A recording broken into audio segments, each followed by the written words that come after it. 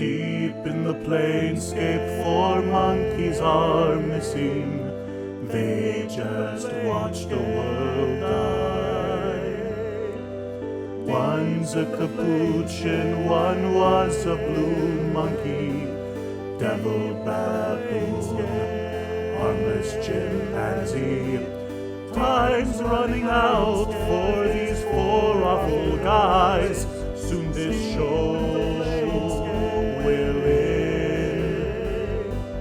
Metal and gray coming down from the skies. They'll need aid, God said. It's the chanty finale, taken by the host. Chanty finale, Eugene and Donnie too. Chanty finale, supposed to be a fishing trip. Chanty finale, everything went to shit. It's the chanty finale, it's the chanty finale. Will they ever get home? Chanty finale, it's the chanty finale.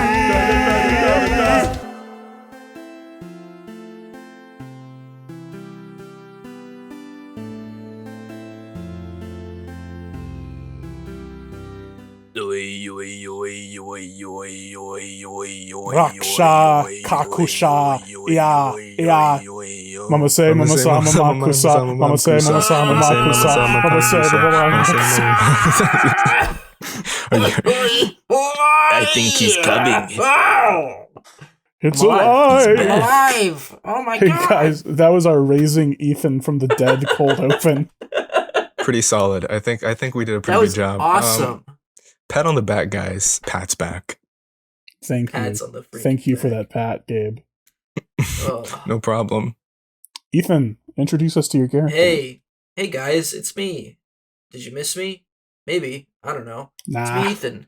I play. Why did Gabe just send a video of a dying avatar? sorry, a GIF. That's not how a I video. feel without Ethan here. That's how you feel. Yeah, I'm alive and well, and I play Paul Beenis, the Yeah. Paladinite Chimp. And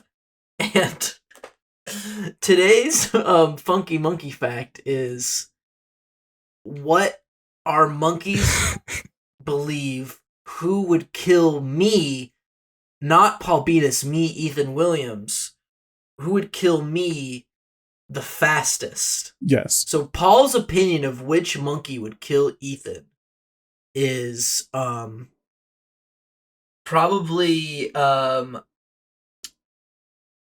probably Spoons in his new form. Just because he could probably like pick up Ethan by the head and squish it like a fucking grape or something. Yeah, you or know? just swallow his soul, you know? Or just swallow his soul too. Yeah. So probably Spoons, I would say. Probably Spoons. Yeah. But I mean, That makes that's Paul sense. Beenis' opinion. That's not my opinion. I have other What's your opinions. opinion, Ethan? No, that's not what the funky monkey fact is, Gabe. That's- I don't want to you know. know, I don't want to know what Ethan's yeah. opinion You is. don't That's need a no? private On matter. which monkey could kill him the I don't fastest. want to dox myself like that. So I think the people deserve to know, though. But it's okay. It's okay. You can't handle I'll- the truth, Gabe. I'll write up. What is it that he a says statement. after you can't handle the group? Something like, I'm going to grab your skull and fuck your eye holes or something? What is that? Is that from I'm A Few Good Men? gonna. Yeah, he says something insane like that. I can't remember what it is. He probably says, "I'm gonna pick you up by your skull and suck your soul out." No, I don't think it was that. He probably says, "I'm gonna pick you up by your skull and poke your eyes out with olives." Yeah, probably going to put oranges in He your tries eyes to- and squeeze them so the citrus And gets in your eyes. He's probably gonna pour boiling milk over your head. Yeah. He's probably gonna take out your fingernails and take out your teeth and replace them. Yeah. I'm probably going to replace your eyelashes with needles, so every time you blink, the needles, poke you. Yeah. I'm gonna turn your uvula into a rusty nail. Turn it into? What? How does that work? Alchemy. Magic. All right, Gabe, what's your funky monkey fact? Or actually, who's Hi, Gabe? guys. Who's Eugene? Tell us about it. Hi Who are you? guys. Who am I? Hi guys, Gabe here, the official voice Who actor am for Eugene I? Team Monkey. Level 14 Mountain Dwarf Fighter. That's also a level 3 Hexblade and Old Capuchin Monkey. Currently, I'm looking for Did you say farter? Did you say he's a farter. he's a farter? Yeah. Farter. Currently, Yeah, I'm looking for that one GIF in the end of Watchmen where he's like, "I couldn't make it as a white man, but how about a blue one?" And I can't find it. What? Oh yes, from the TV show. Oh, I love that. Yeah. It's such a good line. Where the racist is like, "This country hates white men, but how about a blue man?" You know what? Oh, what a good show. I would probably love a blue man more than a white man. Can we just make that statement right now? True. This is a certified fact. Which monkey does Eugene think could kill Ethan the fastest? Eugene thinks Ani could kill Ethan the fastest. He thinks that he's the most man-like out of all of them. So he'd have the most more like close to close, toe to toe kind of action. Yeah. Well, not anymore because he is the hairiest character. But at one point he looked very mannish. True, he's the hairiest character now. Hey guys, it's me, Harrison, the DM of this show. I thought you said Sweet Harrison. It's me, Sweet Harrison. Sweet little Harrison. Look at him. Oh, he's sitting in his high chair. I'm so sweet. You're so sweet. You're sitting in your little swinging high chair. Sweet Harrison. I looked at him and I said, wow, that's one Sweet Harrison. Look at him. He's kicking his legs up back and forth. Oh, it's so adorable. Baby powder on him. Government baby powder. Get in his Clog up his orifices. Don't let him breathe. Put baby powder down his throat. Anyways. Put baby powder in their eyes. My name is Harrison. My funky monkey fact is that if my monkey that I choose that I could think could kill Ethan the fastest, probably also Spoons, because he can like summon a meteor swarm and stuff.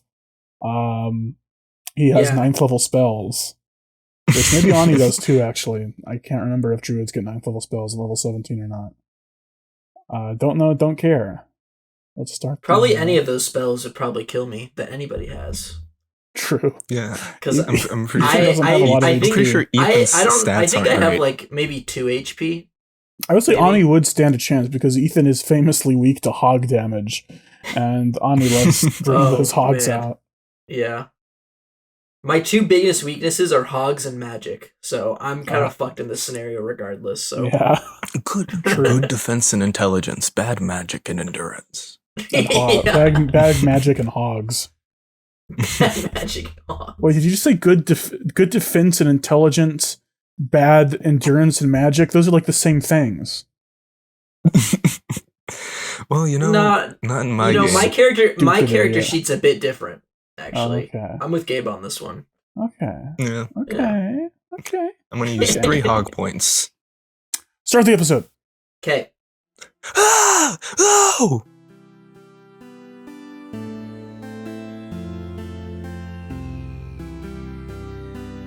Back to earth, but save the world first. You've been swell, but it's time to say farewell.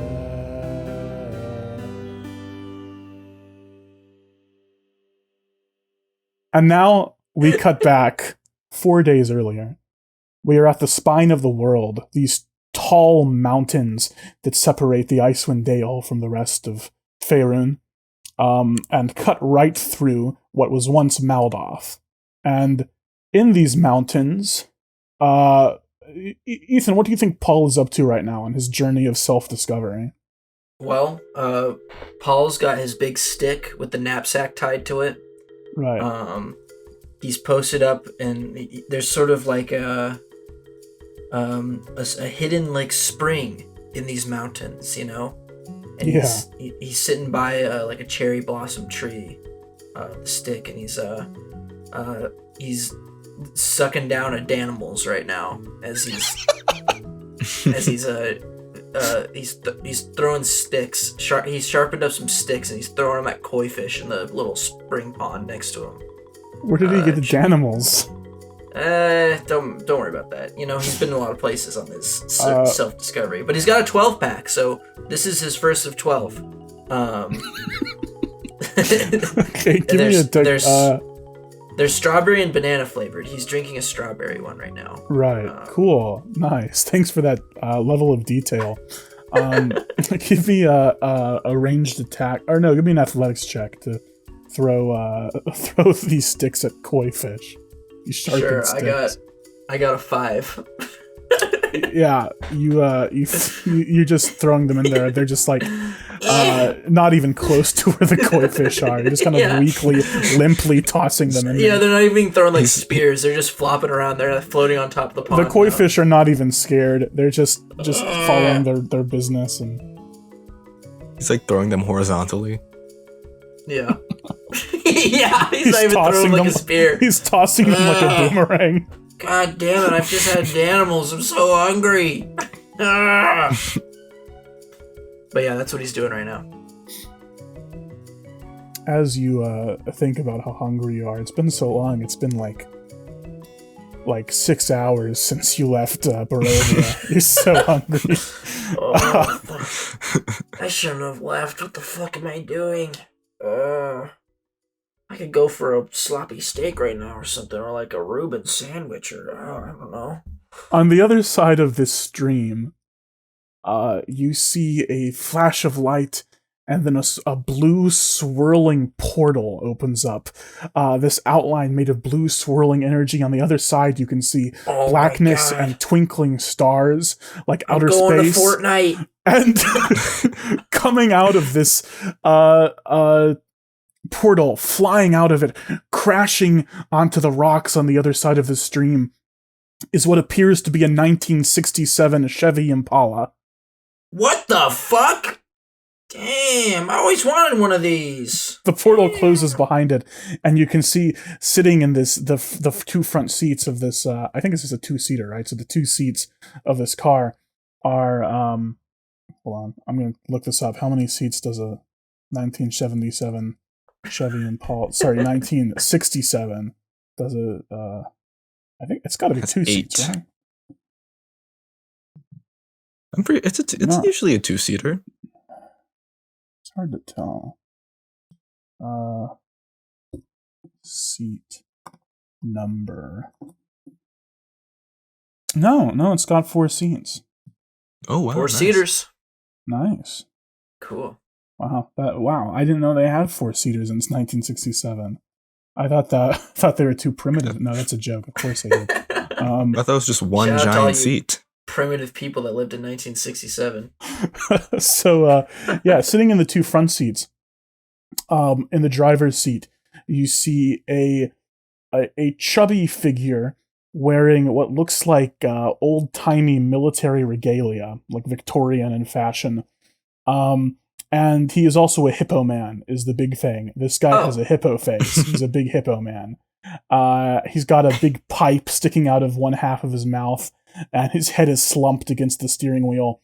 And in the passenger seat is a woman with big star sunglasses and braided hair, and she is green, and she has like an upturned nose with these 2 slits for nostrils. And she's also slumped against the dashboard. What the hell? The hippo kind of makes sense, but what the hell is that? I walk up to the car and I start banging on the windows. Hey, you okay? Hey, you okay? Hey. They wake up, and the hippo man leans back in his seat with a start and goes, "Good God!" And the green woman says, "Oh, jeez, Louise. Oh, hello there, citizen. Citizen? Who the hell are you two? You two are some characters, I'll tell you that. I'll tell you that much. Oh, we're just joyriders. Taking a joyride through the planescape, visiting planes. You know how it. You're not police, are you? No, I'm sort of cooler than police. I'm like I'm sort of a hero around here. Sort of a guy, a do-gooder, you know? Very, very good, citizen. Do you, would you happen to know what plane we're on right now? Well, it doesn't look like Spirit. Anyways, no, you're in the Forgotten Realms. The Forgotten Realms. Major, do you know what the Forgotten Realms is? She turns to the hippo man and he says, "Let me think. Let me search my noggin. Yes, I believe I do. I believe it's one of I believe it's a somewhat primitive plane. Oh, that's not good. We probably should have mentioned the planescape then, should we have? Primitive, you're the one driving the 1967 Chevy Impala or whatever. The what? How dare you? What are you driving right now? This is a spaceship. What? Oh, okay. Hey, have you guys been to a jungle place before, like with lots of monkeys and stuff? I've heard of many jungles all across the planescape. And she says, no, Major, no, they don't know about planescapes here. This is, we are from North. North? Like Cincinnati North, or what? Yes, that's right, Cincinnati. Alright, Cincinnati. Cool. So what's a planescape? Give me a persuasion. Alright. Oh, I got +7 persuasion. Fuck yeah. Alright, 19. She says, well, planescape is... pretty please, tell me, with a cherry on top. Alright, well, I suppose the cat's out of the bag. It is, against the law to talk about this with civilizations that have not yet discovered interplanar travel. However, we already kind of bunged that up. I have traveled in between planes, though. You have? Yes, I went to like a dark realm world thing. I was stabbed by a knife that transported me there. I wonder what plane that could be. And the hippo says, I don't know, but I guess we're not breaking the law then. No, I don't think you guys get in trouble here. Everyone seems good. pretty lax about that sort of dark and twisted shit, so I think you're cool. good. Sounds good. Yeah. Yes, the planescape is the space in which all planes sit, and if you have the technology, you can travel from plane to plane. And have you seen like a movie with like space travel, right? I mean, we made the movie called Star Wars. Oh yes, very good. That had some space travel. It's like that, but with planes instead of planets. Take the T off, and there you go. Oh, okay. I get it. Oh, okay, cool. Yeah. Well, can I have your spaceship?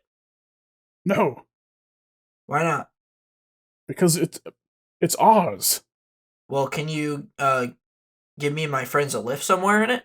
We're from a different plane, but we are transported to this plane, and we're trying to get all of our friends back home to another plane. The green woman says, I don't know. We really need to be on our way. Like, we're kind of in a hurry. Could you why are you try starting the engine, Major? It's a crash. We crashed. No reason we weren't being chased or anything. We just crashed. I think you were being chased. Why would you even bring up being chased? No, we weren't being chased. He tries to start the engine, but it starts to stall out. I pull out my sword, I slash their tires. Alright, listen up. No, why would you do that? No, please. Because you're lying to me. I know you're lying to me. We're not lying. Yeah, you're lying. You're being chased because you said you're not being chased.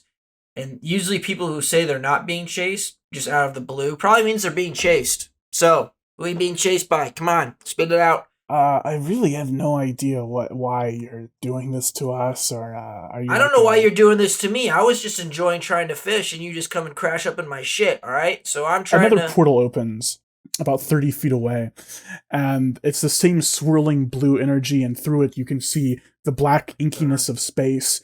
And stepping through this portal, you see 4 humanoid figures wearing this metal armor with grooves going down the sides, and from these grooves you can see a green glowing light, and they are wearing these helmets with a black visor through which you cannot see their faces, and they are holding what looks like laser guns.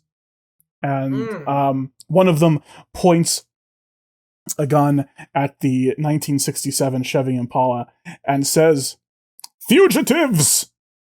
Please come with us. Please report back to the Sealy Court for justice." Oh, fugitives! Uh-oh, we got some criminals here. Guys, come get them right here. Ha ha.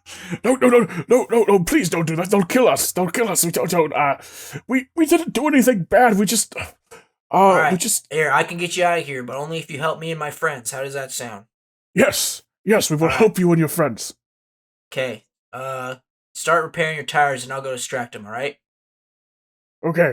So, I walk up to the guys. The green woman gets out and Hey. starts working on the tires while the hippo man goes under the hood and tries to figure out what's going on with the engine. Hey guys, cool suits. Comic-Con was last weekend. So Please what step kind aside, civilian. I think you're in the wrong plane. This is the plane of Chevy Impalas and green women and hippo people. They're everywhere. This isn't the guys you're looking for. Give me a persuasion. Or no, deception. Give me a deception. Okay. That's 11. He lifts up the visor, and you can see sort of this, sort of an elvish figure, but with this pale blue glittery skin. And he says, "Are you quite sure?" Yeah, actually, I did. See, these guys didn't come through a portal. These are my friends. We were just hanging out, working on our car. But These are your friends. yes, but if you are looking for some people who came through a portal, we did see a portal open up on the other side of that valley over there. You know, those portals are pretty bright. If you're looking for people who was hopping through portals, these guys On the live other here. side of the valley. Yeah. You saw over a there. portal. Yes. You're looking for someone who came here in a portal like you guys, right? Yes. Yeah. We saw one open over there. We made a wish. I'm not going to tell you my wish because then it won't come true. But that's sort of like a tradition we do here in this plane. I know all about planes, actually. If I can get a job for you, like with you guys, I think I would fit in really well. A creature like you at the Sealy Court?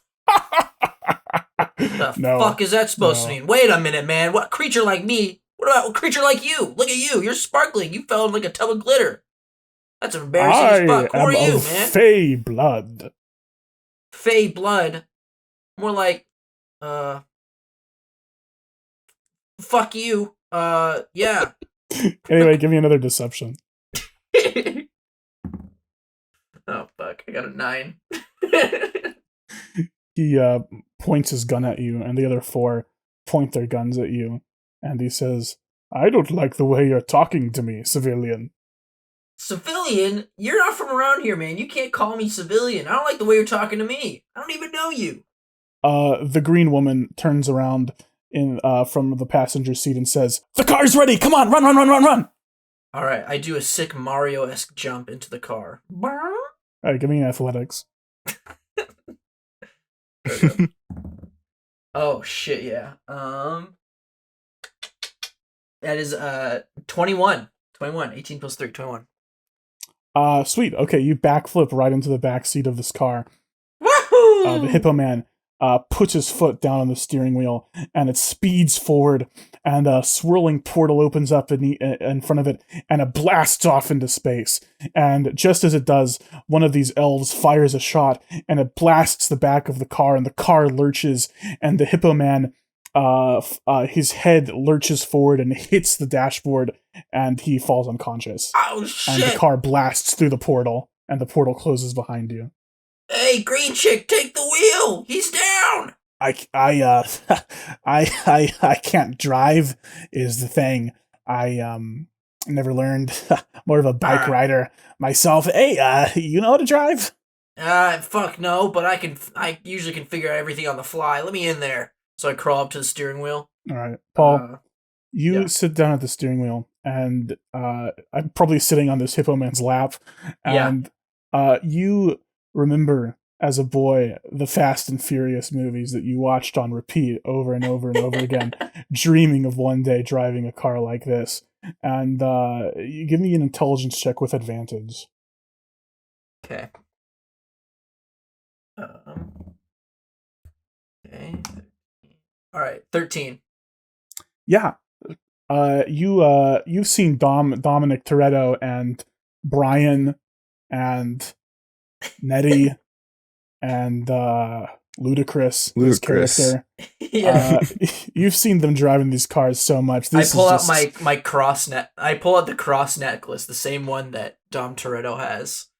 I said, it's just finally paying off, and I kiss it and put it in my pocket. And then you activate God's Eye, and you You this is like second nature to you, and Yeah. you slam your foot down on the gas pedal, and you are driving through what resembles outer space. It is this black nothingness, and you can see stars off in the distance, but there's also this like shimmering aurora borealis-esque light all around you. There's this beautiful astral light that kind of paints this blackness in different hues of blue and red and green. And as you look behind you, you can see that these stars aren't actually stars, because you are very close to one right now. You are leaving the plane that you just came from, the Forgotten Realms, and you can look and you see behind you not a star, but a beautiful shimmering crystal sphere, which contains within it the planet that you were just on.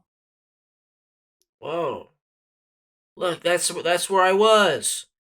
Yes, very good. That's where you were. So what do I Hey, you're a natural at this. Yeah, I know. I've seen Fast and Furious. I feel like they've done this in one movie. So where to? Hey, can we go to jungle? Can we go to my home? You want to go to your home? Yeah, but I don't know where it is. Do you have like a roadmap or something? What's it called? The jungle. The jungle? I mean, like, what plane is it on? The original, the real world plane. The real world plane. No, I can't help you with that. You sure you don't know what it was called? Planet Earth? Is that help? Is there only one Earth and one plane? I don't know. Maybe it depends on the plane, but that gives us a head start. I don't know where that is, but maybe I don't know. Maybe someone might know. Hey, why don't you take us back to our place, and we'll see what we can figure out. Sure. Let me just pull it up on Apple Maps. But my iPhone 14, and here, put in your address. She says, I don't know what that is, but things like that don't work out here. We kind of just have to go off, maps and verbal directions. Right. No signal. Yeah, you're right. Right. Don't worry. I'll lead you there. All right. What's your name, by the way? My name's Paul Beenis, and I like Butterfingers and fishing. It's nice to meet you, Paul Beenis. I'm Razia. I'm a Githzerai. We're quite common out here. This is a bit of a rare specimen. She points to the hippo man. That's Major Crumb. He's a GIF. Crumb? He's a GIF? Yeah. Like he's a looping image? No. GIF that's with GIF with 2 Fs. Although you do look at him, and he does seem to be like, he's kind of like snoring at the moment because he's unconscious, and it does kind of seem to be a looping pattern. He's kind of low res too. Oh, that's weird. Yeah, I guess you're right. Well, all right, let's go to your place. Yeah, okay. We're heading to Grugzuglug. All right. Can you just be a little backseat driver here? Just tell me where to go. Yeah, she gives you directions, and you drive this car very well, very proficiently, until you get to what looks like a massive floating metal disc floating in the middle of outer space. And on this disc, you see buildings and bridges and roads and little cars driving around and all sorts of different people. You also see a huge arena with a racetrack going through it in the center of town. She directs you to fly the car down to this street, kind of a seedy part of town. There's these different rundown apartment buildings and closed down shops with windows boarded up. And she has you park in front of this dark alley, and she says, "Here, right here." All right, cool. I do a park, but it's not like I don't park forward. I pass it and then I back into it. Are you back into the alleyway? Yeah, Cool. I don't pull forward. I back into it. Pretty cool, huh? I'm That pretty was good at that cool, sort of yeah. stuff. I can parallel park too if you want. But only if you want. All right, let's just get out. All right, whatever. You get out, and the car is parked next to this white door in the side of a building. And she says, "Just right through here. We'll see if we can make you a cod or something." And you know who I bet would love to meet you? Who? Bonkus. Bonkus? Bonkus. Yeah, he kind of looks like you. Even he's kind of a What are you? Are you like a monkey? The common misconception, I'm a chimpanzee, which is a great ape, but not monkeys. Monkeys have tails. I don't have a tail. A chimpanzee. Okay, I don't know what that is. We do have monkeys and apes out here. Bonkus is a Hadozee, like a monkey folk. You know, he's similar. He might like you. All right. That's a little racist, but yeah, sure, let's meet him. Look, you just don't see a lot of furry creatures out here, okay? It's not creatures, huh? Okay. Yeah, no. And the other reason he might like you is because he's really into racing. Okay. Is what I was going to say. That's a common thread. If you would let me finish. Well, if you would let me finish. Anyway, yeah, come on in. And she grabs Major Crumb by his armpits and drags him out of the car. All right. Let's roll. She opens she pushes the door open with her butt and backs in holding Major Crumb. She walks in and you see you're actually standing in some sort of like warehouse. And there are 3 sleeping bags in the back corner. There is a bunch of shelves filled with tools, different wrenches and drills and screwdrivers and car parts, various car parts, carburetors, and other things that go in cars, I don't know, lying around. And in the middle of this warehouse, you see an older man resembling a monkey. He's got this black fur all over his body and a wrinkly monkey face. And he's bent over working on what very closely resembles a 1970 Dodge Charger. But this Dodge Charger is kind of it's very run down. There's a wheel missing. He has the engine open and it looks like he has the hood open and it looks like a mess in there. There's smoke puffing out every once in a while. It's a bit of a piece of junk. And he's working on it with a wrench, kind of messing around with stuff. And he turns around and he says, you two are back, and, who's this? Hey, my name's Paul Beenis. I'm a chimpanzee. Paul Beenis, you're a chimpanzee. Nice to meet you. I don't know what that is, but it's good to meet you. I don't know either, to be honest. Okay, well, but I'm here, and I'm from Earth, and I helped your friends escape from these interdimensional cops or something. So what? You what? Green Lady, you tell him. I don't know. What was Green Lady's name again? Razia. Razia says, "Oh yeah, sorry about that. We got that item you asked for, and it seemed like, maybe it was already kind of someone's property. So you stole it? Yeah. Anyway, she reaches into her pocket and she hands him a golden cog. It is a cog, a small cog, and it is golden. And he says, "Oh, well, old Betsy here will be able to use her at least." And he bends down over the hood of the car and starts to do some messing around again. Oh, nice. Really getting that. You're a real grease monkey, man. You know how to fix a car. That's cool. Yeah, that's funny, because I'm yeah. Yeah. You're alright by me, old timer.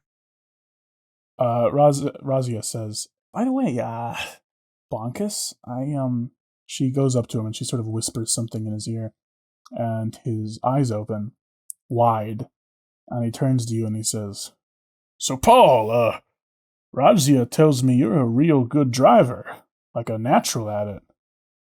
Yeah, I drive. I do that. Sounds like you drive really good. Yeah, just gotta lock in sometimes, you know? Yeah, sure. What's it to you, huh?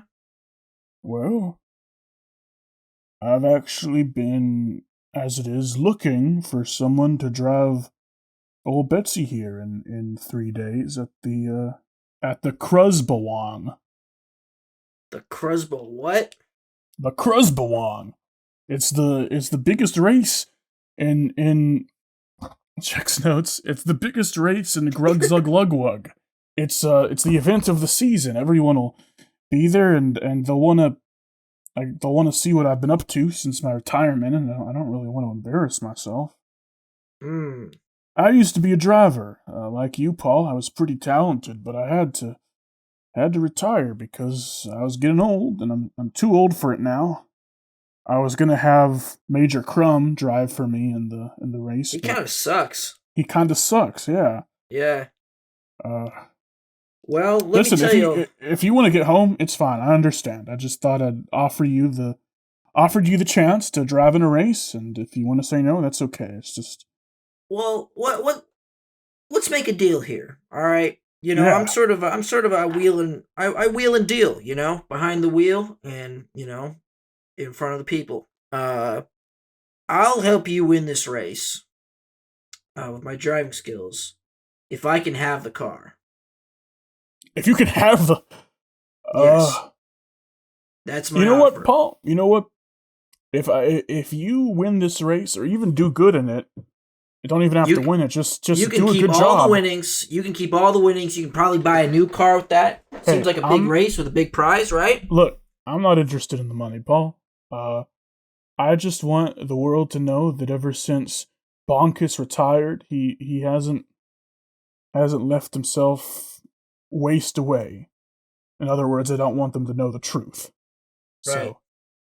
So, because you have wasted away. That's the truth, right? I suppose I have, Paul Beenis. Hey, that sucks for you. And that's why I'm here, because I haven't wasted away, unlike you. You know? Exactly, Paul. And you might be a piece of shit, and you would probably waste away, but not me. Yeah. So this could work out for us both. I think I'm changing my mind. No, if you can win this race for me and show the world that I ain't a piece of shit, even though I am. Even though you are, yeah. If we can trick the world, you can have this car. It'll be worth it. All right, let's do it. Let's lie to the world, shall we? Yeah. Okay. I'm in. Spits on hand. Yeah, he puts in his hand. Razia puts in her hand, and she also holds the Hippo Man's hand in. Training montage. What do you think is in the training montage? I don't know. He gets hit with the tire a bunch of times. He has you like driving around cones. Yeah, it's just the montage from Wreck-It Ralph where he's learning to drive, and it plays the "Shut up, and drive." He has you like balancing like baskets on your head. He has you holding an egg and a spoon in your mouth. He has you walking up like 1,000 steps, and then he pushes you down at the end, and you have to walk back up them again. He just starts punching you over and over again, and you start to bleed. Start ripping his face off.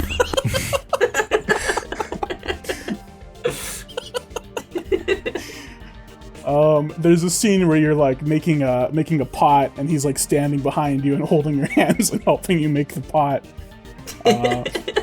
He's ripping out your teeth one by one by one by one. He's removing my teeth, and I'm screaming. I'm tied to a chair, writhing in pain. Stop! What's the Kill Bill bit with the chopsticks? What was that again? It wasn't catching a fly. No, that was Karate Kid. No, it's like after your brutal day of training, like you can barely hold your like self together, your hand is shaking. He still makes you eat with the chopsticks, and if you don't, he like beats you up or something like that in Kill Bill. He does that. You have to punch your way out of a coffin. I start running through Philadelphia. He puts a single finger towards your eye and slowly starts pushing in and in and in and in and in until it pops. Just becomes a torture sequence. He starts pulling off my toenails. And then takes out a pair of tweezers and rips out each hair individually. And then it's 2 days later. It's the night before the race. And I'm perfectly fine. You're perfectly fine. Right. Sitting in the driver's seat of this car on a cliff overlooking the city below. These tall buildings and the racetrack in the center. And Bonkus says, "Paul, you've done really good these past 2 days." Thanks. You know, for what it's worth, I think all that pain was worth it. I always, maybe this is weird of me to say, but I always wanted a son I could teach this sort of thing too, and I never had one. I'm glad I could convey this wise, these nuggets of wisdom to you. You know, Bonkus, my dad was also a loser, so the bar is low, and even though you are a loser, you're okay in my book, because at least you, I mean, you do torture me, like my dad, but at least you still it's for find the training.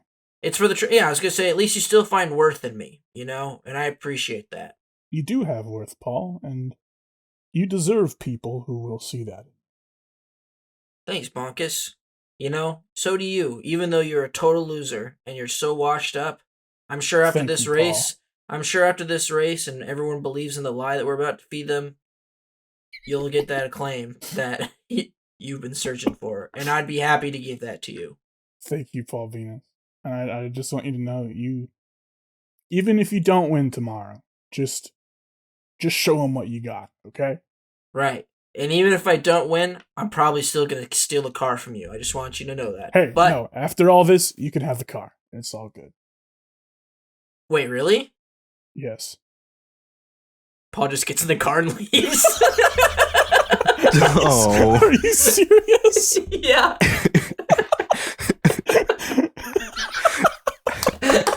You suck. You fucking suck. No, we can do the race. No, if you want to do that, that's fine.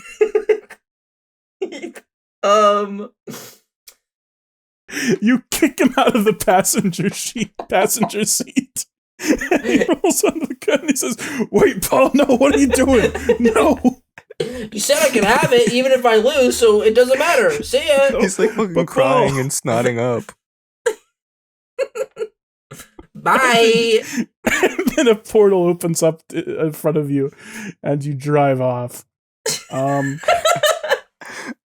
man. Oh my gosh, that's sad. Should we rewind? The clock? I'll do the race. That's fine. It's up to you. I'll pull up in a portal behind him. Gotcha. I run him over. Gotcha, dude. I would never leave you. Come on, let's win this race. Oh God. Okay, Paul. Sounds good. I'm kind of a prankster like that. All right. It's the next day. It's the morning. You show up at this racetrack.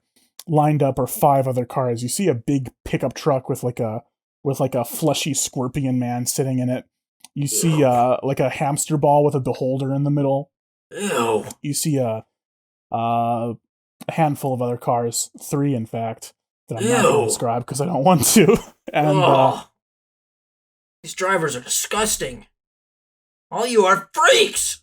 You get in your Dodge Charger, and Razia. It's now a Dodge Charger. It was always a Dodge Charger. I thought it was a fucking Chevy Impala. No, you pulled up in the Chevy Impala. The car he's been working on is a Dodge Charger. Oh, okay. Cool. And Razia and Major Crumb walk up to you, and Major Crumb says, "You've got this, Paul Beenis. Yeah, you can do this, buddy." Hey, thanks, guys. Just want to know you're my favorite people in this, within 100 square feet of me. So take that as you will. Thanks for being All right, here. thanks, man. And they walk off. The fleshy scorpion man sticks his head out of his pickup truck and looks down at you and says, "Oh, you're Bonkus's boy, are you?" Yeah, what's it to you, ugly? Oh, he's just old news. He's from an old era. It's it's cute that you're here, really. You know what's cute? This is cute. Can I throw a rock at his eye? Yes. Okay, throw a rock in his eye. Give me an athletics. Okay. 19. Yeah, it hits him in the eye. And goes, "Oh, don't. Ref! Ref!" No one comes. Yeah, what the fuck? Shut up, loser. Dork. See you on the racetrack. Okay, and then a 6-legged woman scurries into the front, and she's holding a flag and a gun. And she says, "Ready your engines, gentlemen."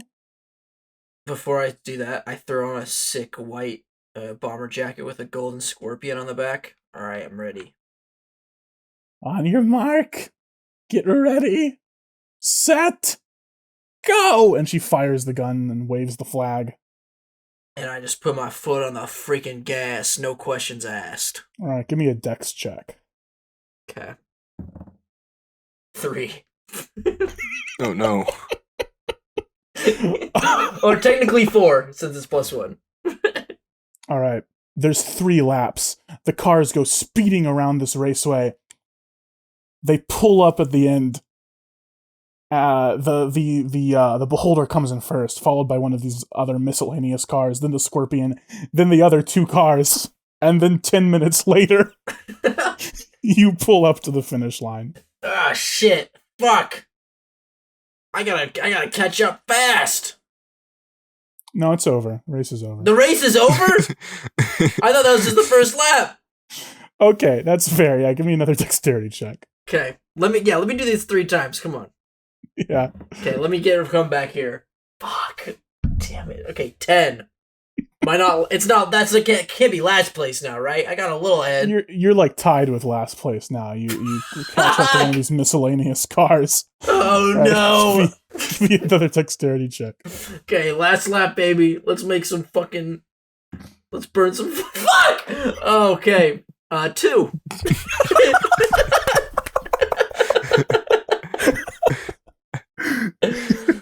I guess 3. It's not. Yeah, +1, so it's 3. Again, all the other cars. you're going around. It's just the exact same thing. And you're like, where's all the other drivers? And then you pull up and you see they have been at the finishing line for a while. They're pouring boiling milk all over the Beholder to like celebrate his victory. And yeah, you pull up at the finish line. I'm actually kind of glad I didn't win. And yeah, you pull up in last place. Well, I think something was wrong with the engine. It kept spinning out on the track there, Doc. I'm really sorry. I don't know what happened. Bonkus and Razia and Major Crumb come out, and Bonkus says, Paul, it's okay. You did your best, and I think it's important for me to face facts. The age of Bonkus is over. It's all right. It's Bonkus, it's true. Don't fight who you are. I feel like my whole life I've been trying to fight who I really am, and it held some emotions inside. So once you just accept that you're a total washed up loser, life is going to become a lot easier for you, and you're going to find happiness, I promise. That means a lot, Paul Beenis. Thank you. Yeah, no problem, man. Now, you might want to get going. They do feed the loser to the crabs, so... Oh, fuck. Yeah. I don't want to be the next Amelia Earhart here, so I'm gonna scurry on out. Wait, do you guys have, like, a map of all these astral planes that I could have? Oh, yeah, totally. He hands you a big map of the planescape.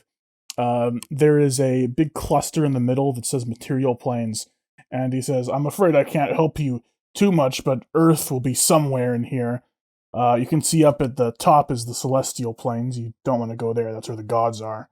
And down at the bottom is the abyss and hell. You don't want to go there either. And then on the sides are the elemental planes. You don't want to go there. Those suck.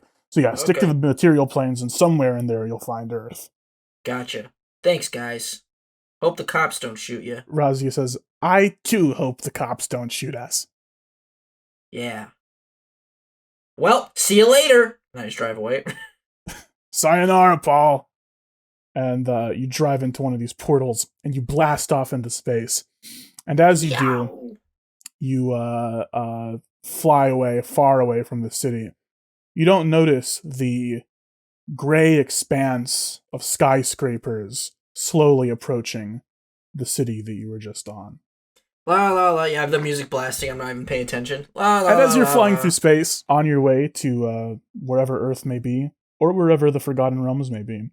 I'm gonna go back to the Forgotten Realms, yeah. Suddenly, a orangish furry orb comes flying through space and lands in the passenger seat of your car. What the fuck are you? You hear a pop, and this orange orb reforms into Gus the dog. Gus! Orf! What the fuck? How did you get here? Where the hell? What? Where'd you run off? Oof, oof, oof. The spoon's not feeding you again? Why are you here, man? On his head, this little lump starts to form. And then this lump changes and grows a little bit taller and shifts until it is a 6-inch tall man. And this lump, this orange Gus lump, says to you, Paul Beenis, you're our only hope. What the? Tiny Dine, man. I'm speaking to you through Gus. The Through only Gus way I can hologram? reach you.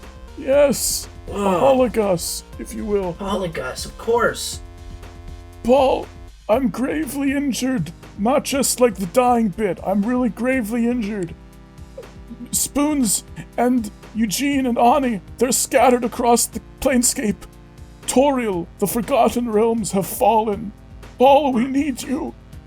Holy mother of the Cracker Barrel. You have to get to the Celestial Plains, Paul. I'll meet you there. You got it. I do a bunch of donuts and then go the other direction towards the Celestial Plane. Cool.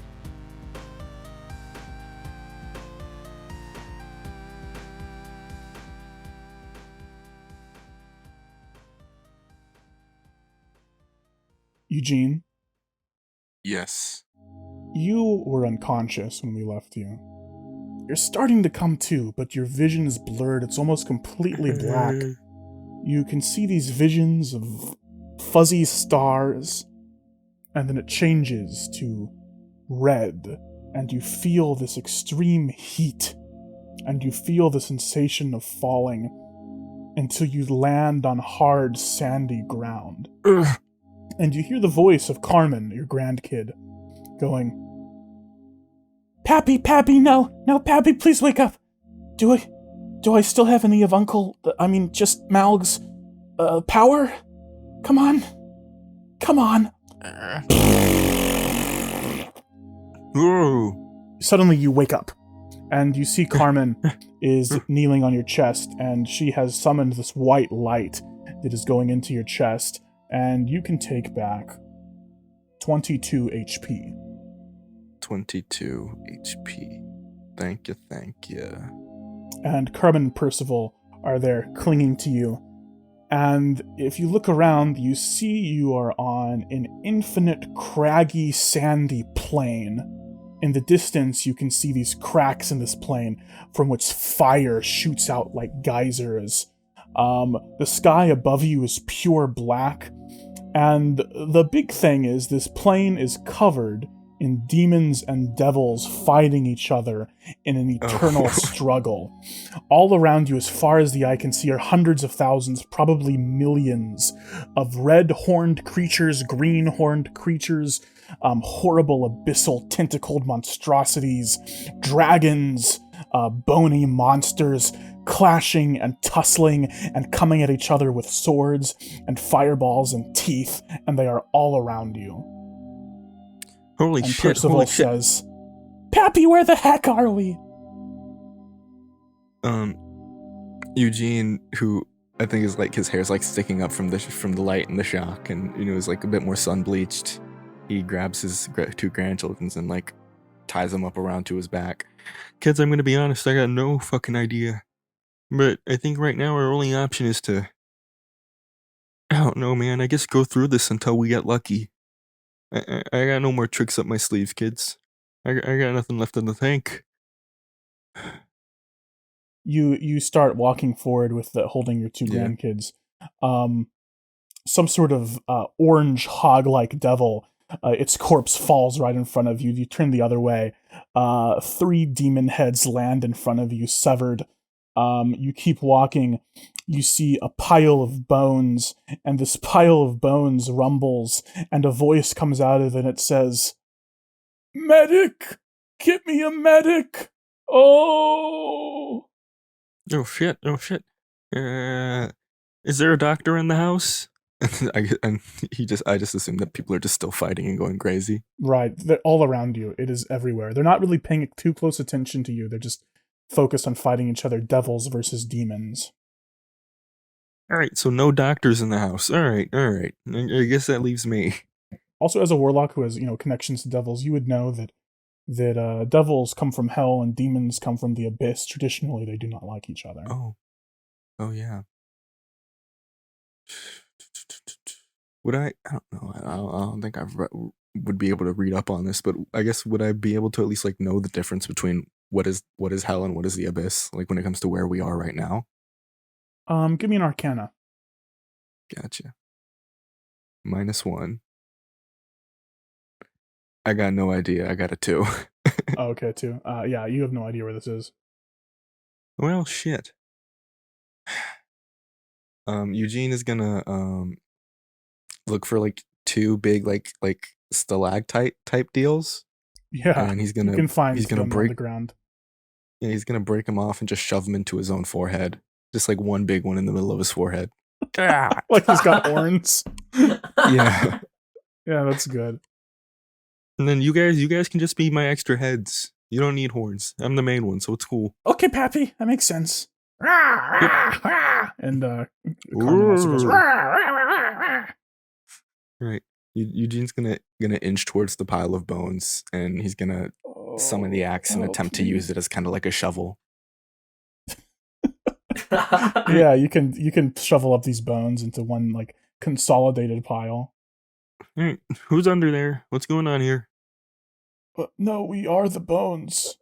Oh. Okay. I was a bone devil, but they smashed me into pieces. Oh, it's awful. Oh man, that sucks. Eugene's gonna start like grabbing the bones and like spitting on them and then sticking them back together into like a give me an intelligence. Alright. See if you can like put the shape back together like a puzzle. I got a 5, so he's hog shaped. Yeah, you put him into a hog shape, and he says, "Oh, that'll do, I guess," and he trots off. Yeah, well, that's better than what I thought it was gonna be, huh? I thought it was gonna be like a little green man in there or something. This big like red devil, very classic red devil, 9 feet tall with a furry bottom half and these cloven feet, a tail with a little thing on the end, little fork thing on the end, holding a big pitchfork, got these 2 big curling horns. He marches up to you and he says, "Soldier, what are you doing? Why aren't you fighting?" No, yep, no problem, Tim Curry. I got you. I look for like Jeffrey Epstein or something, and I shoot him. Yeah, you see Jeff Epstein in hell, and you shoot him, and he says, "Good job, soldier. That was one of our own, but that's okay. Oh, as long as you're killing, I really don't care too much. Oh God, soldier, my stomach doesn't feel too good." And you see his stomach starts to expand, and you see these bulges appearing underneath it, under the surface, and it bursts open. Man. And swarming all over this creature are now a dozen gnolls, crawling out of this gaping hole in his stomach, chewing at his flesh, chewing at his neck, ripping skin off of him, ripping his eyes out, his teeth out, and they bring him to the ground. Dude, come on, man. Pappy, we should get out of here. Yeah, that makes sense. He's gonna go on all fours and start monkey running. You start monkey running, until you hear a voice that says, "Eugene? Eugene, is that you?"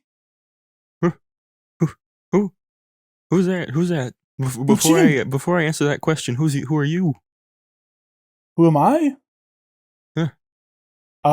You look down, and even smaller than you didn't see it at first, but near you is a little red lump of skin, and on this lump of skin is a vaguely elvish face that resembles Maug.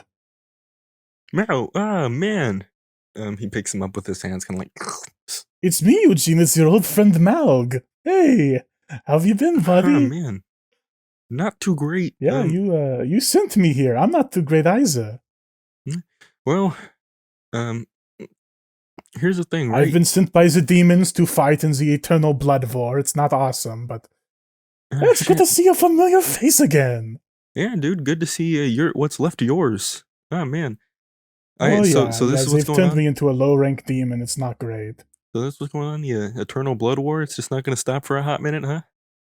It's the blood war. Yes, it's eternal. That's the definition of eternal. Yes. Oh man. Well, that kind of. That's what happens to most people who get sent to hell or the abyss. They get sent here. So, and is there no way out? Out? No. Of the eternal blood war? Again, I think you need to learn what eternal means. So I can't be like dishonorably discharged or something, or discharged due to injury? You will die, and then you will come back, and you will die again, over and over and over again. How did you get here anyway? Did you die? Did somebody kill you? I'm pretty sure I died, but I don't think I'm. Well, I hope. Well, no, never mind. I did make the big deal, but I don't think I made it here on my own expense. I think I was more sent here than anything. That's weird. Yeah. And Eugene is gonna take out like a needle and thread and stick it into Maug to kind of like give him, so I can like knit up a little way so I can hang him to my belt. Cool. You hang him to your belt and he says, "Oh, thank you, Eugene. It would be nice to walk with somebody who has some actual combat abilities. As you can see, I do not have arms or legs. Yeah, it's true. I certainly don't have magic anymore." Oh, really? Well, no. Just a little flesh lump. Well, that's pretty cool, dude. I guess it's better to be a conscious flesh lump than an unconscious flesh lump, huh? No, I don't think so. Life is hell. Sorry, life is abyss, I should say. That's where we are, right? That's where we are? Yep. All right. Good to know. No, we're in hell, sorry. But I got sent to the abyss. Yeah, all right. Eugene's gonna slap him around a couple times and then shake him a little bit. Oh, stop! What did I do to deserve this? Well, the whole singing city and stuff. Eugene's gonna start walking and talking. Hey, look, I tried to kill you. You did kill me. So, live and let live. Yeah, that's true. Live in La Vida Loca, baby. Forget. Yes. Yeah.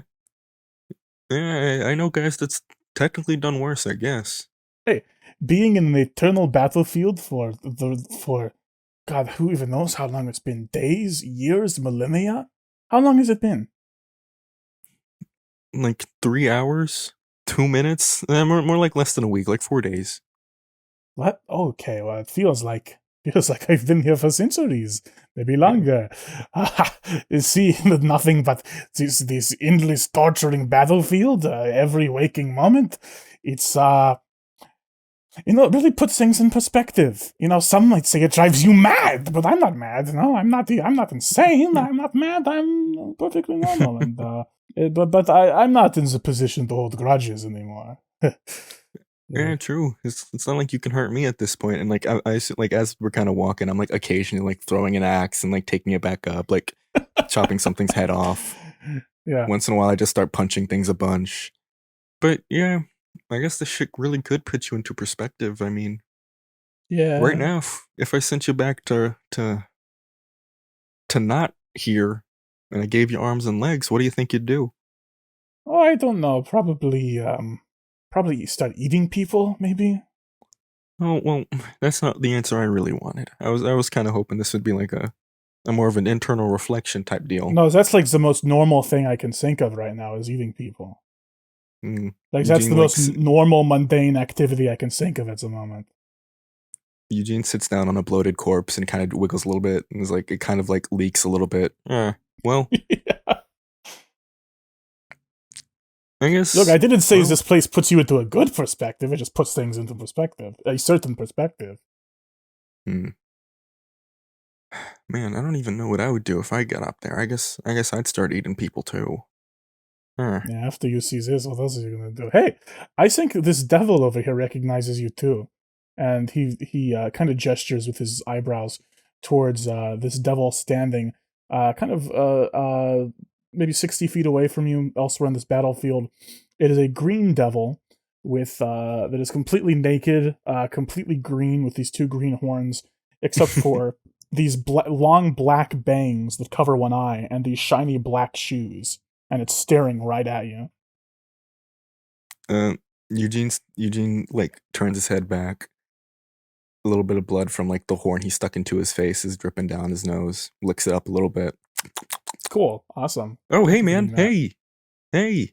And he starts like jogging over.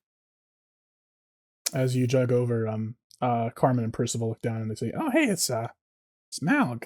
All right, cool. This is the guy that like almost ruined our lives and made us kill our grandpa. Should we really be carrying him around?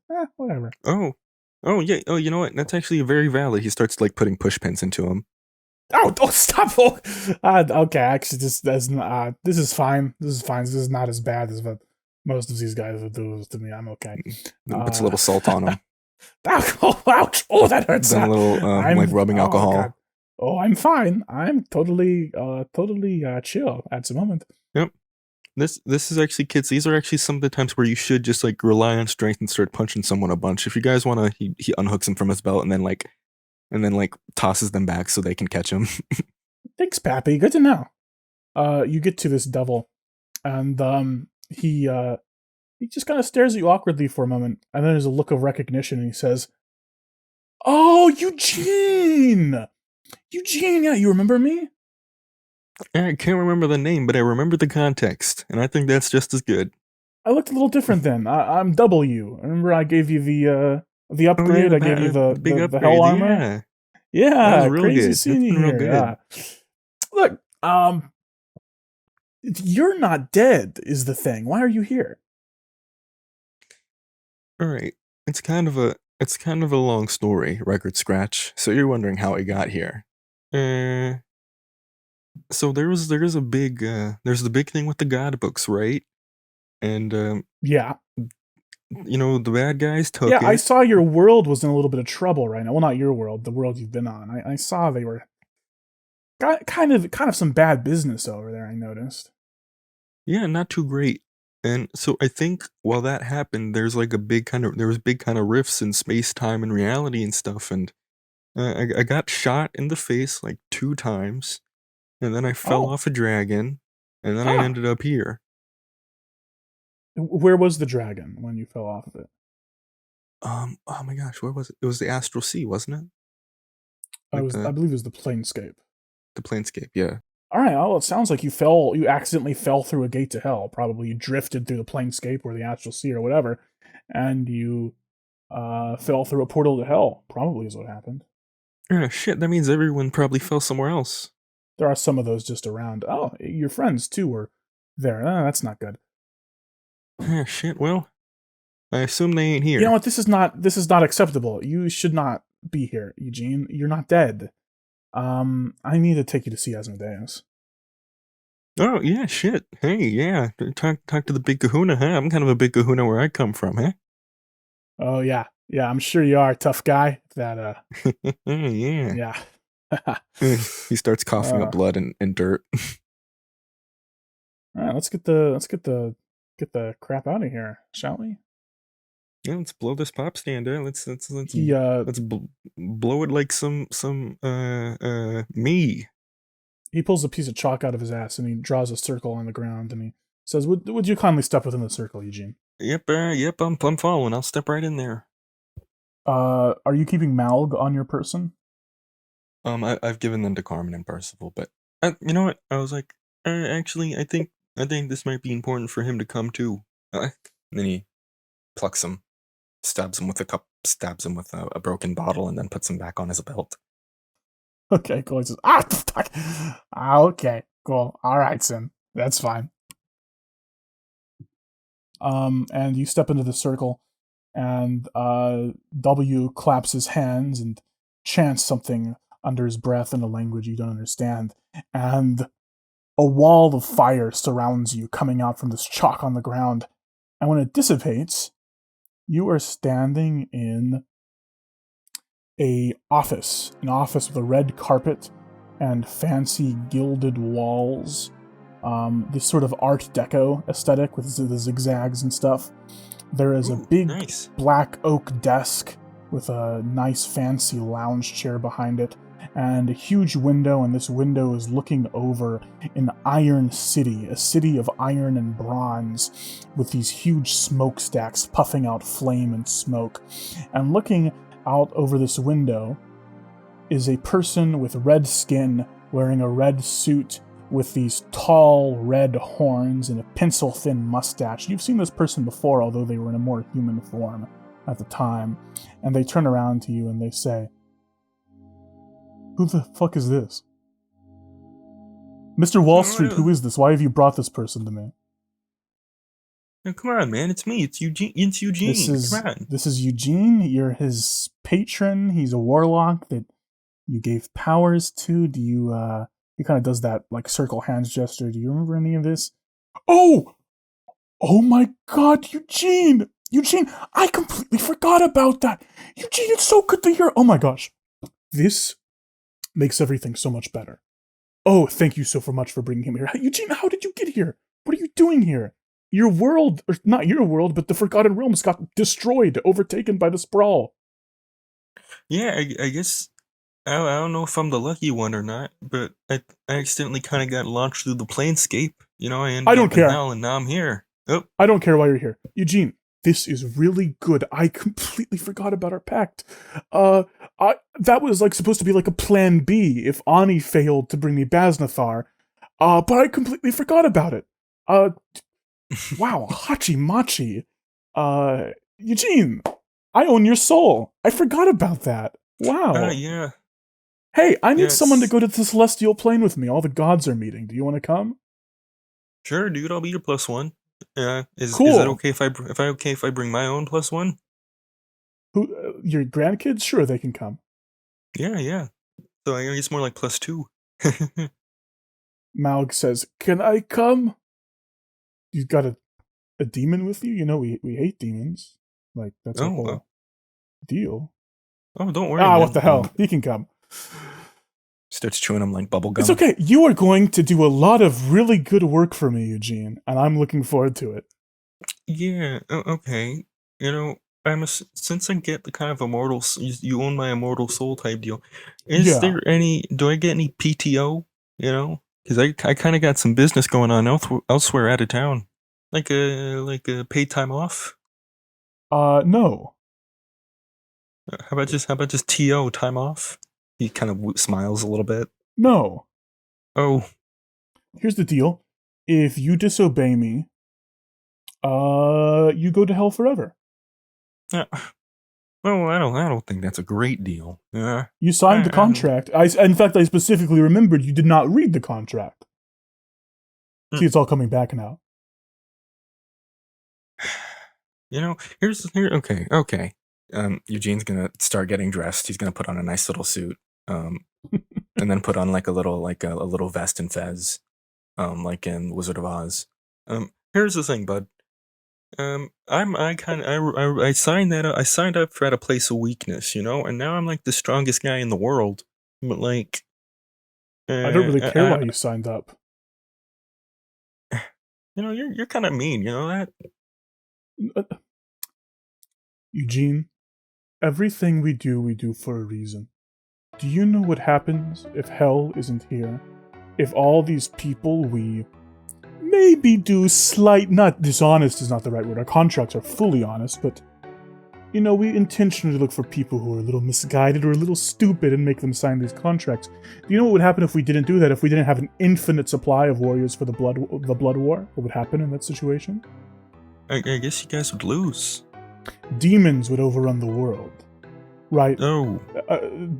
Hell is not just here to punish people, it's also here to keep demons from overrunning the world. We don't want demons to overrun the world. Do you want demons to overrun the world, Eugene? Now that I'm thinking out of it, yeah, I would not like demons to overrun the world, yeah. So you may think I'm mean, you may think I'm misleading, but it's for the greater good, Eugene. Well, now we need to meet with the gods and figure out the sprawl situation, okay? And I need you there by my side, because you're pretty strong, and you've got that cool hell armor, and maybe we can get some, cards in my deck.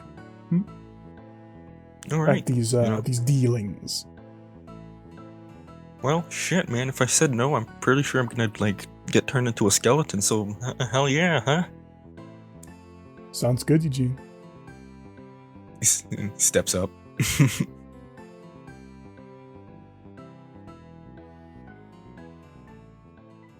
Before we go, Paul and Eugene, Ethan and Gabe, my two good friends, Hello. these experiences of being in different places in the planescape and meeting all sorts of weird creatures have given you some more experience about the world, and you can level up one last time if you would like.